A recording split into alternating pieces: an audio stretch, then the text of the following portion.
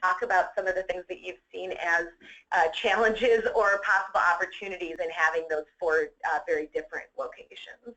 Yeah, and I feel like definitely with each of our 4 sites, they end up being, you know, like each distribution has a very different feel because of the space that we have. And what they'll have in common is their own side for, and that it's great when the weather's cooperating, but if it's kind of drizzly, if it's kind of too hot, then it ends up being a challenge. The benefit about it is that, you know, you kind of keep the mess outside. It's highly visible. You know, it can be really fun, and obviously there's lots of space. But when it comes to the sun and when it comes to the rain and the other elements, it's all about just being prepared and having tents available and having tent weights available in case it's windy. And one of the benefits at some of our sites, or one of the things that I appreciate the most, is having some type of physical structure that our line of participants can line up against. So for example, at one site we have like a fence that, you know, the line can kind of follow the fence, and at another site, you know, it's like the wall of the building, and that's been really helpful in keeping things organized and getting people where they need to go when they need to go. Right. Great. And Sylvia and Debbie, Christine mentioned weather. I know that is a big concern for a lot of our folks. So it sounds like they've got some tents. Do you use tents? How do you deal with maybe inclement weather? Well, again, this is Sylvia, and our distribution actually doesn't start until the second Saturday in July. And so our first distribution started in July and ran through September, and then last year we actually started in July and ended it in October. And so the first year was kind of hit or miss because we really didn't know what to expect.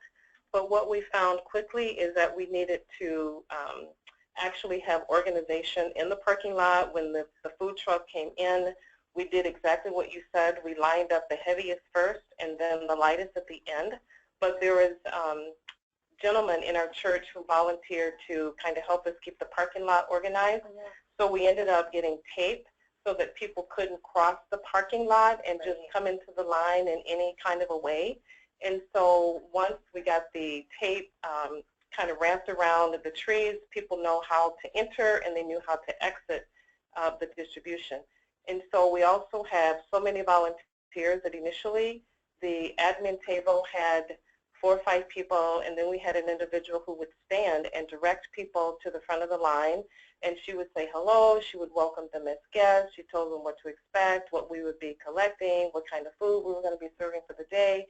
And after the first year, people were lining up at 9:15 or 9:30 to participate. But we hadn't had any major weather. We ended up buying tents the second year. But we figured out how the sun was rising. So we just ended up going closer to the trees, and we had a bunch of shade, and everything has worked out perfectly. There was 1 or 2 times when it was really cold and windy, so we ended up having more anchors to hold the tables down, to hold the bags down, and to make sure that things weren't flying all over the place. But for the most part, in the last 2 years, it has worked out extremely well. The only challenge we may have occasionally is because it is at our church, that if there's a lot of activities going on at the church, we have to communicate clearly what we're going to be doing. They communicate with what we're going to be doing, and we actually tape off part of the parking lot so that we don't interfere with what's happening at our church. But so far, being outside has been wonderful, and we've loved it. Great. How about you, Debbie? Anything to add to that?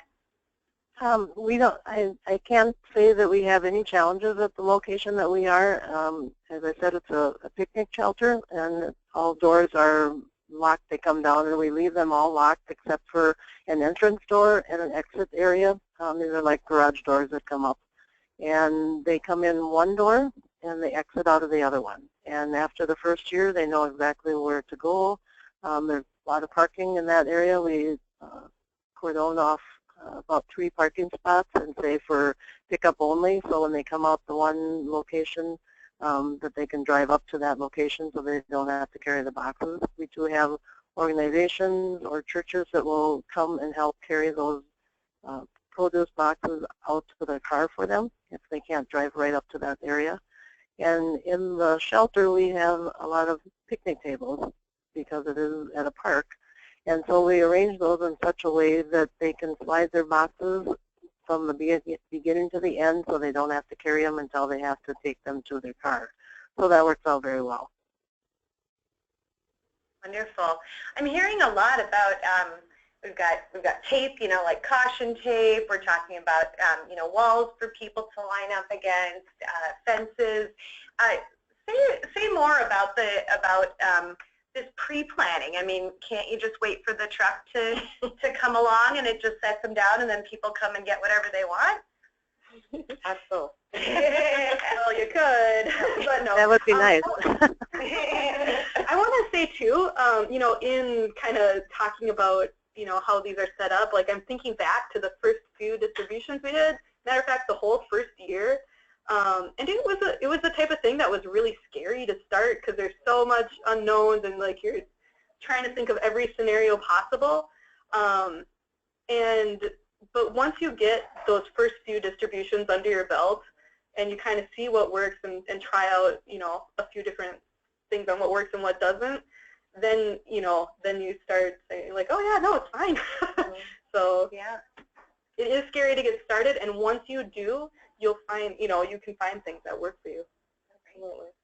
So one of the things that we did initially was after we sort of observed the other distributions, we went back and we planned and we put together sort of a leadership team that would just do just simply the distribution. And we gave it a name in our church, and ours is called the Servant Hands Ministry Distribution.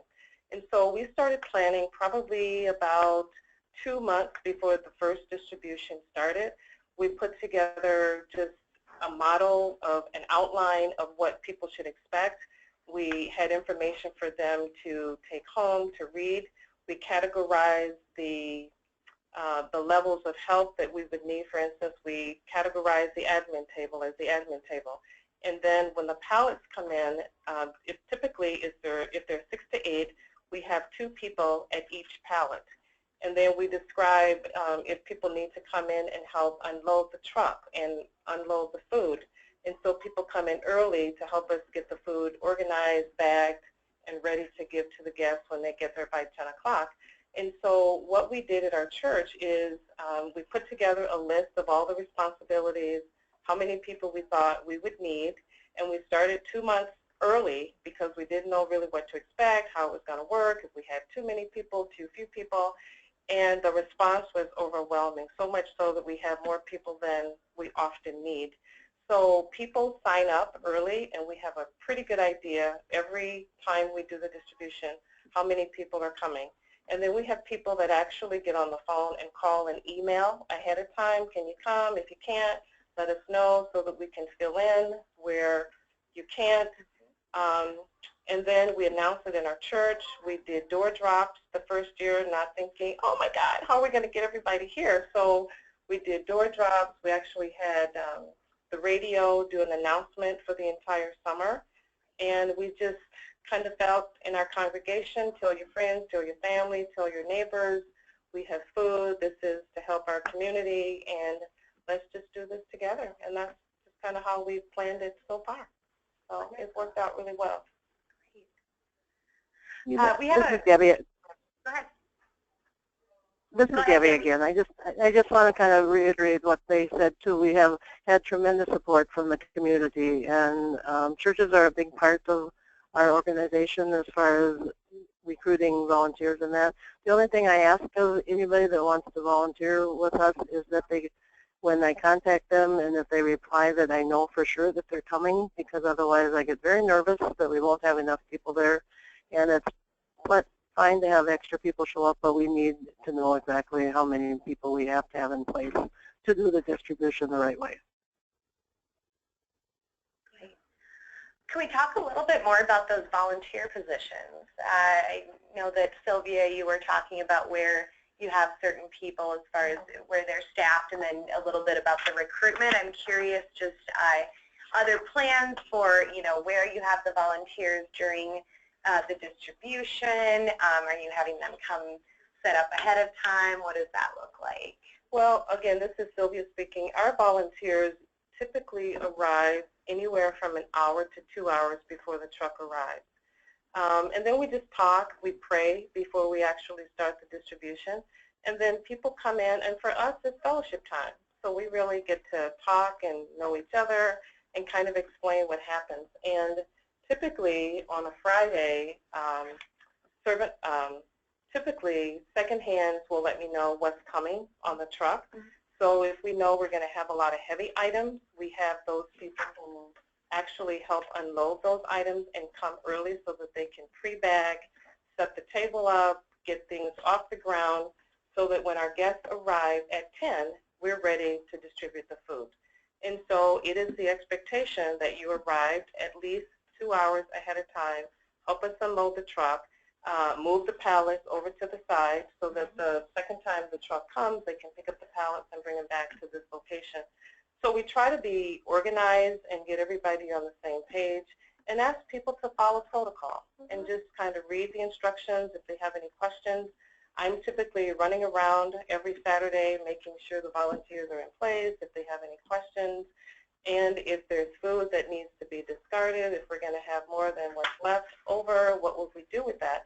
So we kind of project the food in terms of the heaviness and the size, and we actually have people in the community or organizations that donate bags and paper products, and so we are so well prepared when they come that hopefully people come and they're excited about what we have and they keep coming back. So it's just a matter of organization. It's not perfect, and we're learning as we go, and we've changed some things over the last couple of years.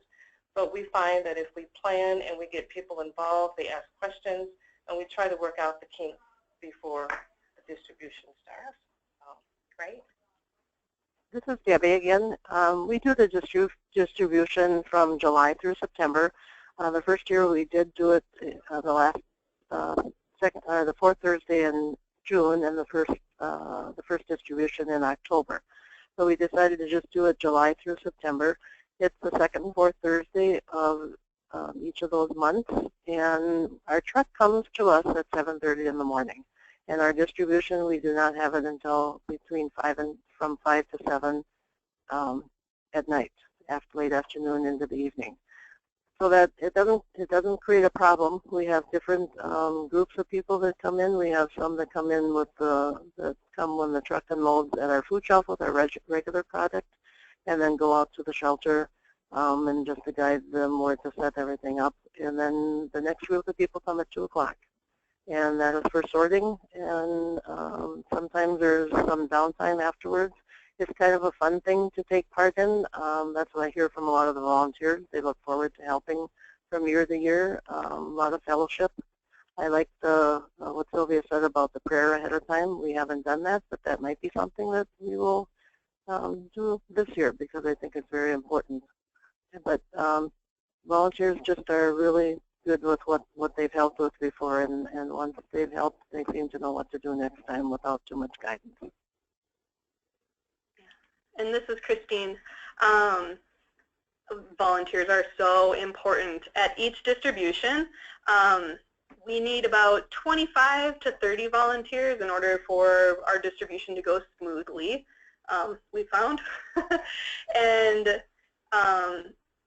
the way that we have it set up, it's actually been really great. So we're a multi-service organization, and this is a really, really fun one-time volunteer opportunity for like our donor groups to come in. So it's like if it's a religious organization or if it's a corporation, you know, like we kind of get all of those in, and it's great because that's what they're looking for, is like that one-time fun event. You can drop in, spend a few hours, and feel like really good about all this stuff you just helped with.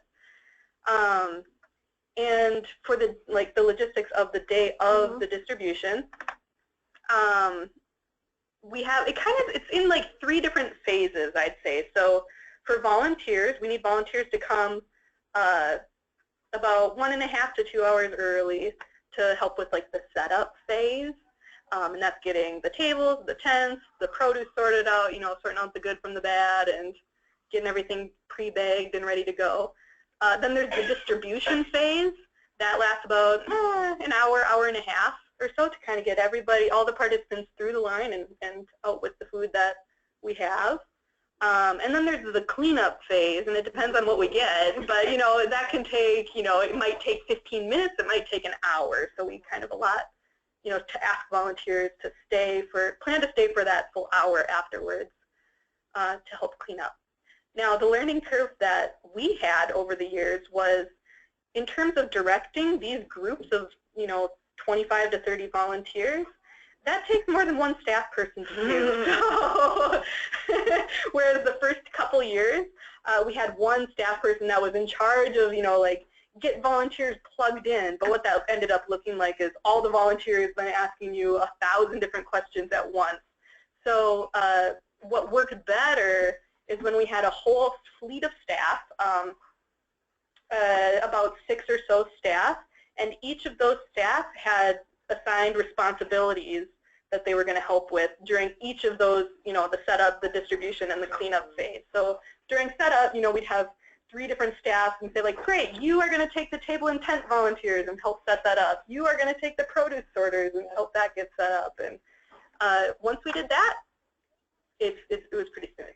And Christina actually just brought up your beautiful paint drawing here on the screen. So this is Christine's amazing work of art with the high-tech equipment she's got to use here. But if you want to just talk, I think it was kind of what you were describing here was, you know, where folks stand. Yes, okay. Let me describe a little bit about this. So this is one of our locations. This is our location at John A. Johnson Elementary School.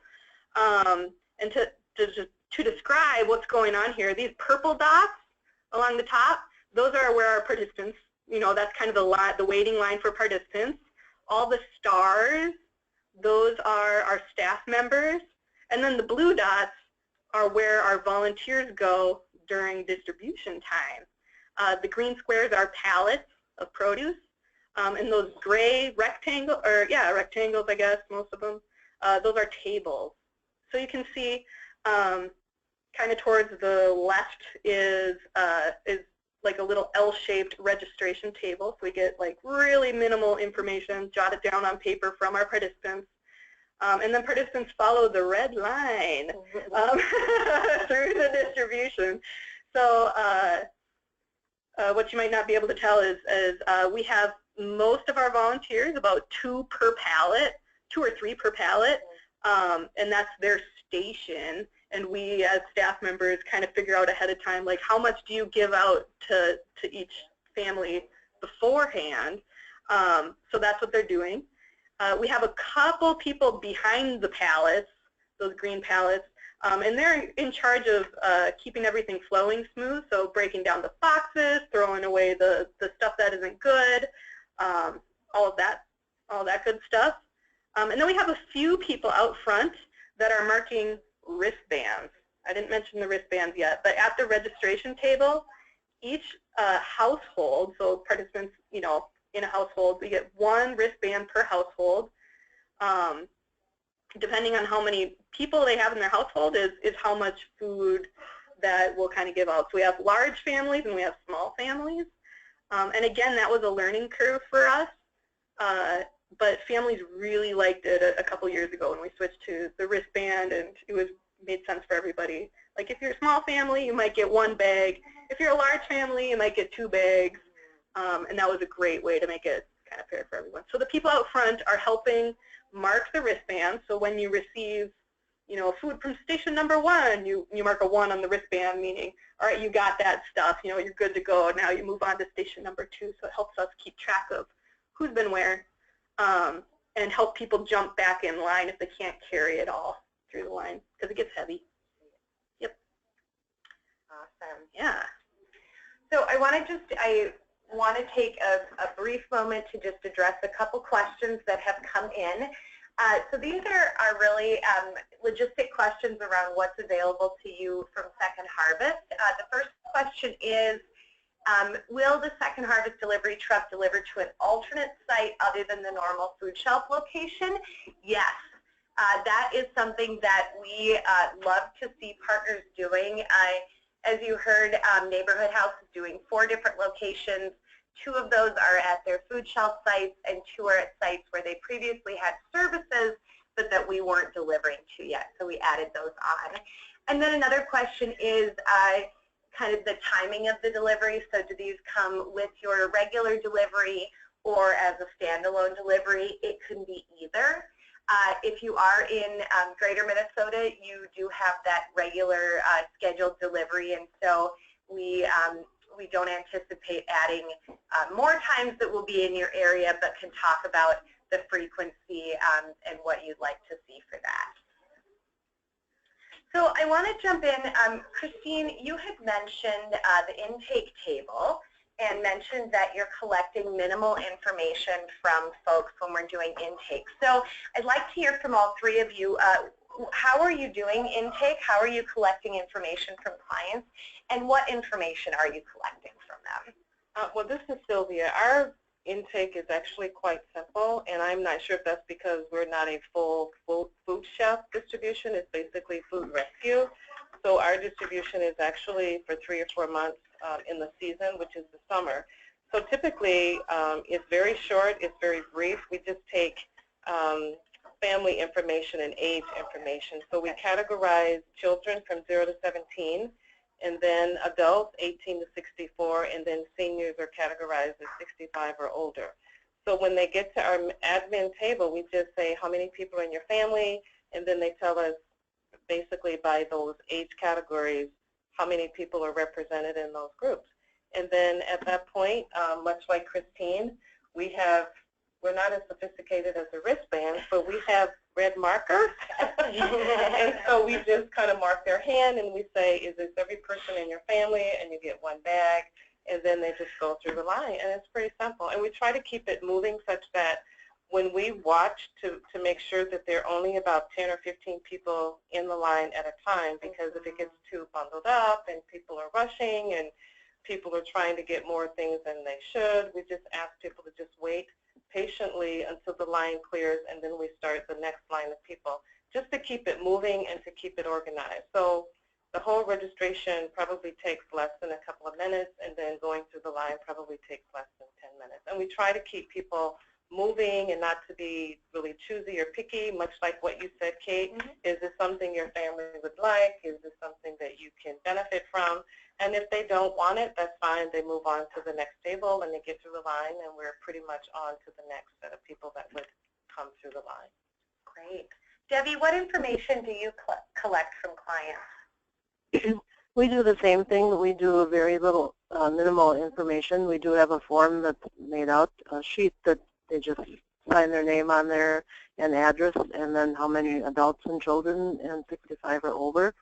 And then at that time, we don't do a wristband or anything, but we do give them a sticker, and they put it on their shirt with how many in their family. So that tells the volunteer if they need more potatoes than a single person, or a squash, or whatever, bakery goods, whatever happens to be available. That gives the volunteer information that they need to use in that. So, and that has worked good. And like I said before, they come in one door and go straight through. We don't have them wander around or anything, and then out the other end where people are able to help them lift the heavy boxes. Christine?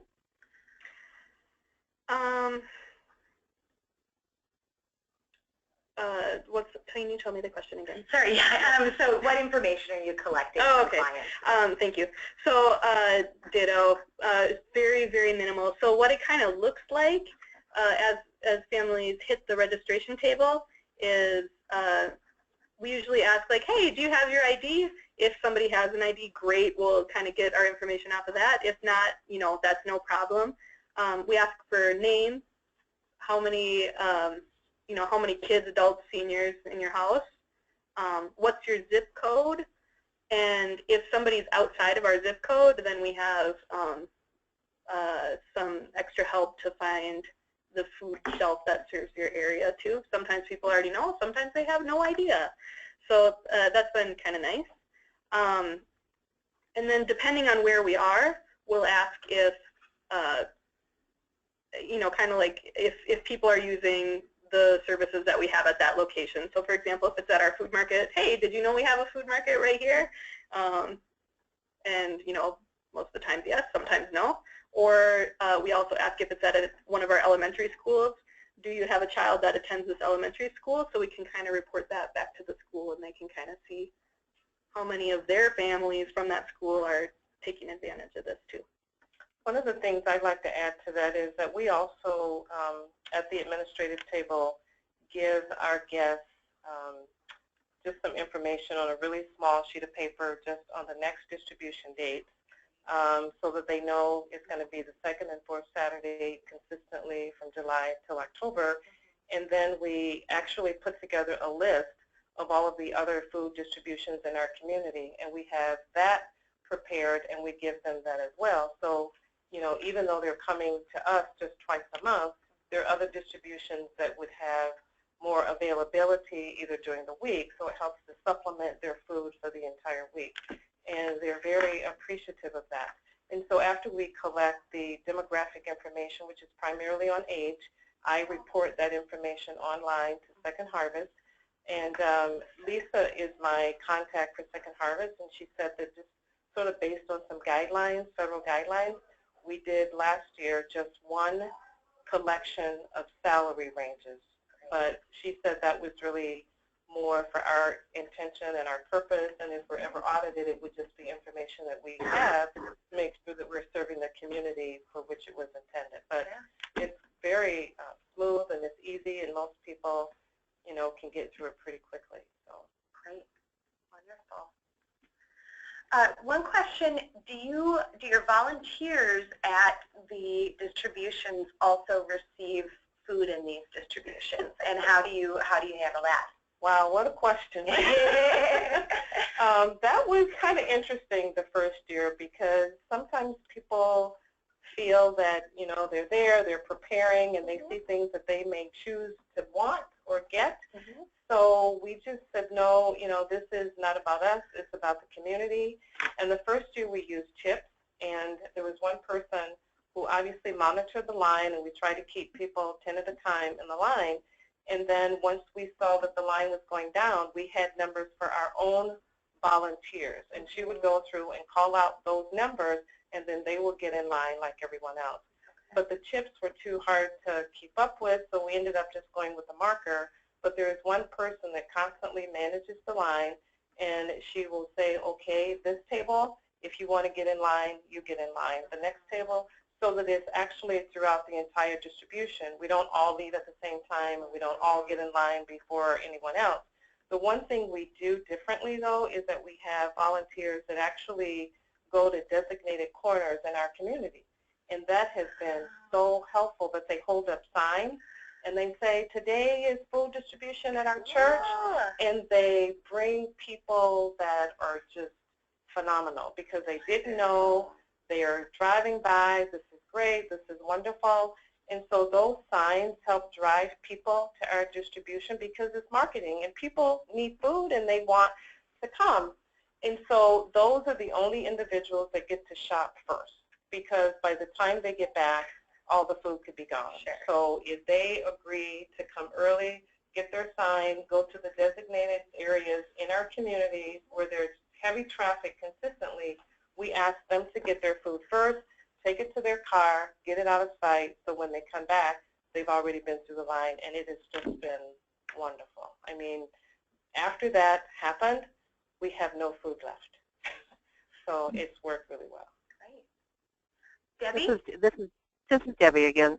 Most of our volunteers are not recipients of our produce, except for if there is something, if it's looking towards the end of our distribution time, and there is some that is going to be left over that we can't use at the food shelf or whatever, then they will take some of those items. But that's like one of the other people said, we aren't there for that produce. If there is something left for anybody, then they're welcome to take it, but that they're wanting to serve the rest of the community to get the produce out to them and stuff. But and if there are some that are very much in need that want to volunteer, we just ask that they, put their basket in line or whatever, and then take a break and go out in line.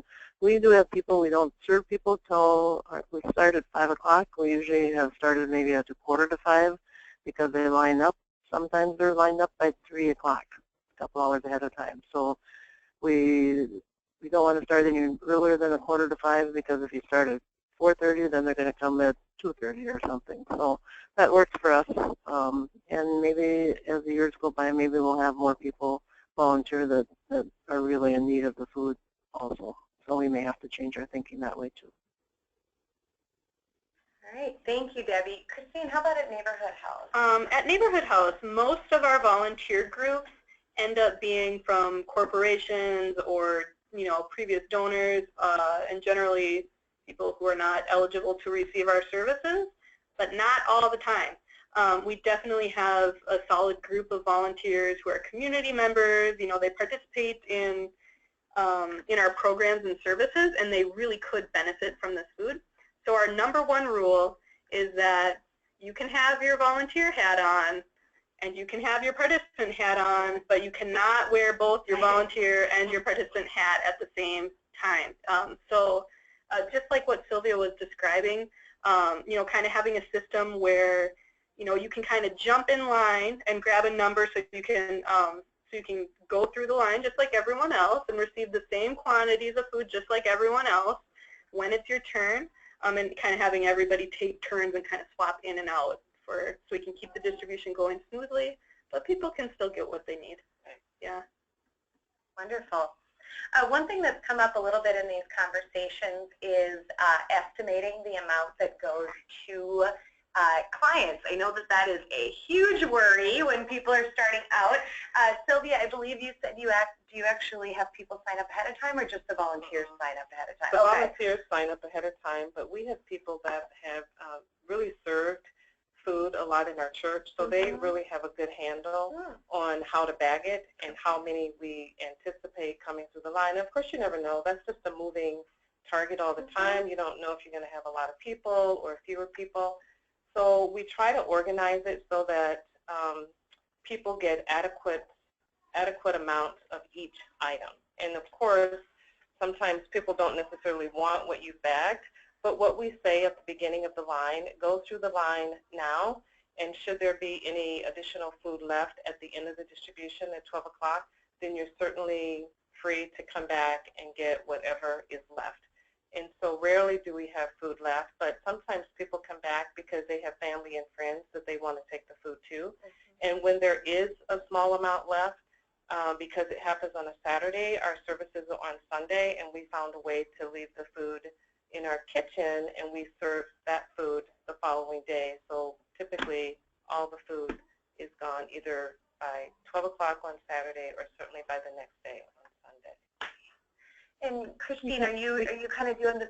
Oh, hold on just a second, Debbie. Christine, are you doing the same sort of estimations at the beginning? How do you figure that out? Is it an ongoing process throughout the distribution? This is definitely one of the things that I found most intimidating about starting produce distributions, and also one of those things that once you do a few, you really do get a feel for, well, we had 100 people come last time, so I expect around 100 people will come this time.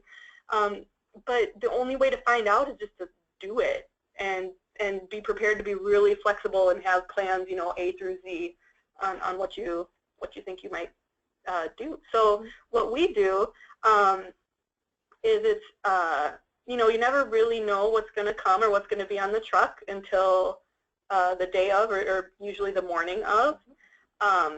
So as soon as we can, sometimes it's when the pallets are dropped off, which is a couple hours before the distribution starts, we'll have a staff look at all the pounds. So it's like, oh, we have 1,000 pounds of zucchini, and then break that up in their head. Like, okay, if we have 1,000 pounds and we're expecting 250 families, how many pounds is that per family? And putting our best estimates that way. So how many pounds of each thing do we need to give to each household? The expected amount of households that we're expecting to get. So then, once we kind of have that in place, then once it gets really close to our distribution starting, Then we'll check in with how many numbers we've distributed. So as families are lining up, you know, my little purple dots, as families are lining up, they're getting handed a distribution number as early as a half an hour before our distribution starts. So if I'm expecting that there's going to be 100 families, and it turns out there's 150 families, you know, 30 minutes before we start, whoa, I'm going to adjust my quantities and make that a little bit less. So that's kind of our first line of defense. The second line of defense is doing an adjustment or evaluation halfway through. So I like to think like, all right, you know, how many numbers have we distributed, you know, through the line? And if we're about halfway through that number, am I about halfway through the amount of food I have? And sometimes we might raise or lower quantities based on what we have to do. Usually it's that the quantities go up. But even if all of those don't work, which usually that gets us really close, but if there's a little bit of stuff left over, like some bread or carrots or whatever it is, then we try to see if it can be absorbed by that site. So if it's, you know, whether it's our food shelf, food market, or if it's one of our family centers, you know, sometimes families will just show up the next day and whether they made it to the distribution or not, and see if there's anything left over. But if we have a lot of stuff left over, like too much bread, and the family center knows that they can't take that all, then we'll load it up in the van and transport it to our main food shelf location and hand it out in the hallway, which is kind of like where our bonus items go. You don't have to use the food market, you know, it's just kind of the bonus items. Let's get this food out to people who need it type thing. So between all of that, it usually works out. And Debbie, do you have a lot of different backup plans, or what does that look like in St. James?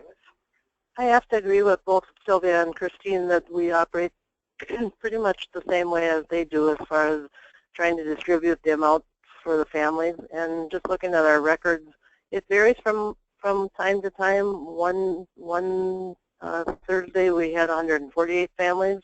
The next time we had 101 families. So you have to adjust, and hopefully you come close. When we do the advertising, we advertise from 5 to 7 as a distribution, but we always put the line in there or until food is gone. The produce is gone. So if somebody comes at 4:30, and if we haven't gotten as many things or more people have come than what we expected, just so they're aware that, you know, if it's later.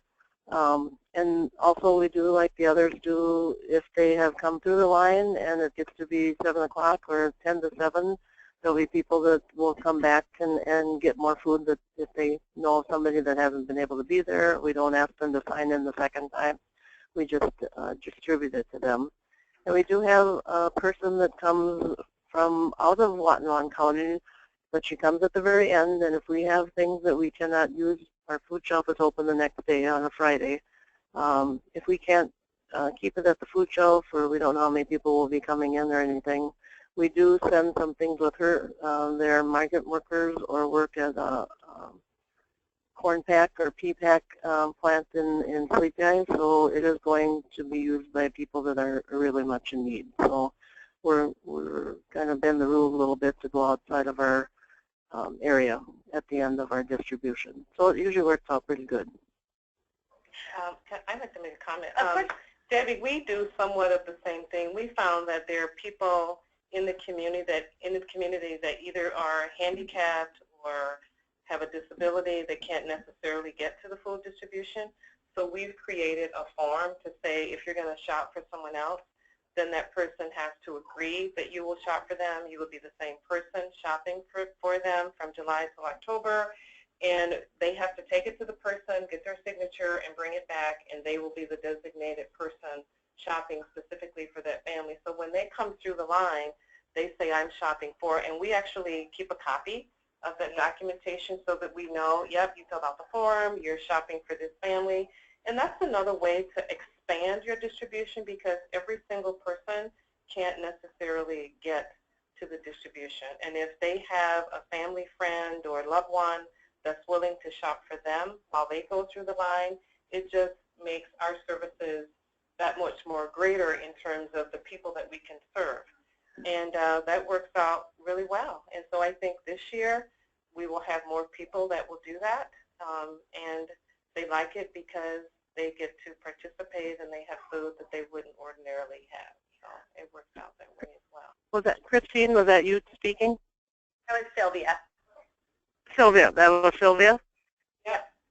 Okay, we've been wondering about that as far as helping other people, what kind of avenue we have to take as far as people that can't get there if they're handicapped or whatever. So maybe I would like to speak with you a little bit at some time so we could talk about that a little bit more, your plan. Absolutely. I can get my information to you. I would love to. Okay. And the other thing for everybody on the line, if you do have any questions about you, we typically refer to that as a proxy type situation. So if you have any questions, you can also contact your account specialist and they can help explain to you how that might work. So we're getting down to the last few minutes here, and so two things. I wanted to remind you all to submit any questions. I wanted to make sure that we got to the questions that you have with all of this good information going around here. And while we let a few more questions come in, I'm just going to put this to the panelists quickly. The last thing I'll have the panelists say is I want you to share one thing you haven't gotten a chance to say that you feel like is really important about doing these large-scale produce distributions. So one question that did come in, I'll just address a couple questions here, and then I'll give you each just a minute or so to speak when we get to the very end.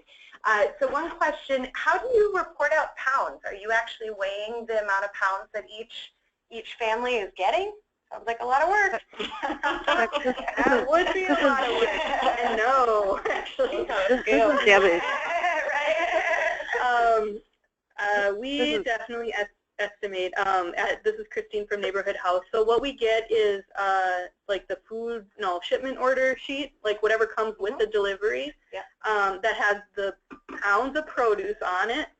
And we look at the total pounds on that sheet, and then we do a little calculation kind of at the end, like, well, did we throw away maybe 10%? Did we throw away 5%?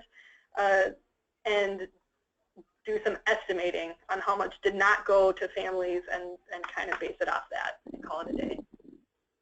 Wonderful. And we do the same way at Watermelon County. We do the same. This is Debbie. Great. Ditto. That's a good question, though. Yeah. That's a really good question. Wonderful. So as we'll just see if there's any other questions that come in from the audience here, but I'll have you guys go ahead and maybe if we can start with you, Christine. Yep. Just something that you didn't get to mention during this webinar, but you really want the audience to know about doing large-scale produce distribution.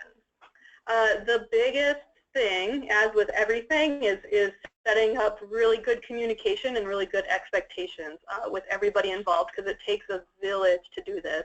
So, you need other staff or like lead people to help you with this. Everybody has to be on the same page. Be consistent with your message to volunteer or to participants so they know kind of what to do. And then, your first few distributions is going to be a lot of instruction to get everybody where they need to go, but it gets so much easier once people know what to expect and what to do. And the other main thing is, especially since we rely so heavily on volunteers, is making sure they know what to expect. And Katie Bull has a sheet that we send out. That's okay. Yeah, that she can send out if it's helpful. It's not the only information volunteers get, but it's kind of like a little, hey, before you come to the distribution, here's just a general idea, what to expect. And it's not just, like, hey, be prepared for the weather, bring this water bottle, bring some sunscreen. But it's kind of expecting, like, hey, who are you going to see? Not everybody might be happy. Some people might be having a bad day, and how do you deal with that as a volunteer? And why is it important to stick to the quantities that we're giving out and not give out more to one person, than you did to the person before them, and that type of thing. And the more that everybody's kind of doing the same thing, the easier that it goes. I'll be quick because it looks like we're going to run out of time. One of the things that we found is that one thing that gets all the volunteers on the same page is that we wear identical shirts. So we're somewhat color-coded on the day. So if someone, one of our guests has a question, or if someone is ill or if someone needs to get to the ladies' room or the men's room, we're identified by the color of either T-shirts or little items that we wear. And we have name tags, so people can identify you by name and they get to say hello, how are you? And we actually supply water to all of our guests. Typically in the summer it's really hot, but we have tons of supplies. We have additional shirts, water, scissors, box cutters. We have trash cans laid out, and there are people constantly cleaning as we go. So by the end of the distribution, we're pretty much done, and the parking lot is clean, and everyone can get out by 12:15. One of the things that we added to our distribution was a clothing ministry. So that actually brings more people, because if we're giving away clothes, the first thing we say is shop first for the food. And then once your food is done, there's a designated table that will hold the food that someone watches. They shop for their kids, their families, and once they're done, we have carts where we could just roll the carts to the cars for people who are actually shopping for clothes and for food. And so that has worked out really well for us. So one of the things we hope to do is just to continue to expand our distribution and get more than 6 or 7 pallets and to get more people coming through the distribution. And on an average, I think we served over 1,500 families in the summer. So it's worked out really well, and we just want to expand that to serve more people. Great. Thank you, Sylvia. And Debbie, how about you? I just want to say that with our volunteers, they are so good with our people, and they put a smile on their face when somebody made them remark that somebody might be having a bad day, and sometimes they need a hug, sometimes they just need a smile from you, and it's just the joy that we have to be able to serve these people and treat them with compassion, because maybe it's hard for them to be there just like it is for them to come to the food shelf. And we just want them to want to feel like they're welcome and want to come back again to another of our distribution. And to any other food shelves or anybody that are thinking about doing the distribution, it is a lot of work, but it is also a lot of fun when you get together with other volunteers and greet the people each time. And I think it's a wonderful thing to have that produce available to us to get out to the people that need it. So thank you to Second Harvest. Great. Thank you so much. I just want to say a huge thank you to our 3 roundtable guests, Sylvia Andrews from Fellowship Baptist, Christine Miller from Neighborhood House, and Debbie Schmillen from Watonwan County Food Shelf. I will be sending out a follow-up email with some of the resources that were mentioned, and there were a couple other questions that we can address via that email as well. So again, thank you so much to our roundtable guests, and thank you to all of you who are able to join us today. I hope that this was a good use of time and that you learned a lot about doing large-scale produce distributions. Have a wonderful afternoon. Bye-bye.